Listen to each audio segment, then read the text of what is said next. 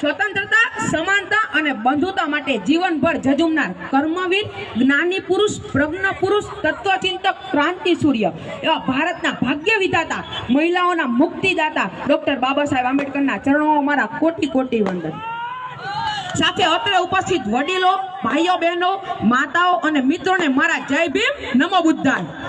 6 વર્ષની કુમળી વયે તેમણે પોતાની માતાને ગુમાવી. પિતા રામજી સકપાલ લશ્કરી શાળામાં શિક્ષક હતા. એ 6 વર્ષની કુમળી વયનું બાળક બીજું કોઈ નહીં, આપણા ડોક્ટર બાબા સાહેબ આંબેડકર હતા. માતા પિતાનો 14મું સંતાન એટલે લાડકોટ સારી પેઠે પામ્યા, પણ દુર્ભાગ્યવશ તેમનું માતાનું દુઃખ છીનવાઈ ગયું. તેમને પોતાની માતા છીનવાઈ ગઈ હતી. તેમને શાળામાં વર્ગખંડમાં શિક્ષક બેસવા ન દે, શાળાના કાળા પાટિયા પાસે જવાય નહીં અને શાળામાં માટલામાંથી પાણી પીવાય નહીં. પણ કહેવાય છે ને કે કદમ અસ્થિર હોય ને કદી રસ્તો નથી જડતો. સાંભળજો સાહેબ બરાબર, કદમ અસ્થિર હો એને કદી રસ્તો નથી જડતો અને અડગ મનના મુસાફિરને તો હિમાલય પણ નથી નડતો. આ પંક્તિઓને બાબા સાહેબે ચરિતાર્થ કરી બતાવી છે.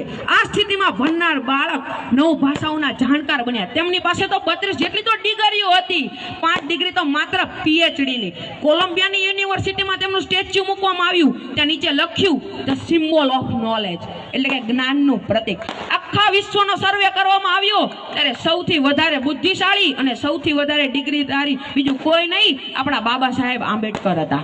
તેમની પ્રતિભાથી પ્રભાવિત થઈને વડોદરાના રાજા સયાજીરાવ ગાયકવાડે તેમને ઉચ્ચ અભ્યાસ માટેની એક શિષ્યવૃત્તિ આપવામાં આવી. તેનાથી તેમને નવી દિશા પ્રાપ્ત થઈ.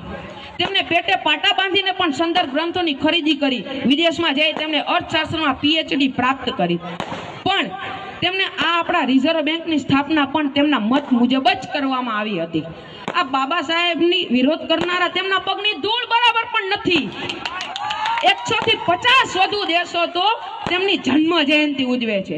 અહીં મને કહેવાનું મન થાય, मैं भीम की तारीफ कैसे करूं, मेरे शब्दों में इतना जोर नहीं.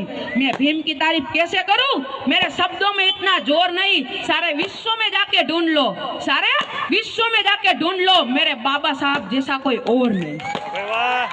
સમગ્ર વિશ્વમાં સત્યાગ્રહો થયા છે અને થશે. માનવના હકો માટેની લડાઈઓ થઈ છે, સત્યાગ્રહો થયા છે અને થાય જ છે. પરંતુ પોતાના દેશમાં પીવાના પાણી માટે કે જે પશુ અને પક્ષીઓને પણ આરામથી મળી રહે છે, તેના માટે બાબા સાહેબે સત્યાગ્રહ કર્યો અને તેમણે તળાવમાંથી પાણી ભરી નવી ક્રાંતિની શરૂઆત કરી. देश के लिए जिन्होंने विलास को ठुकराया था, देश के लिए जिन्होंने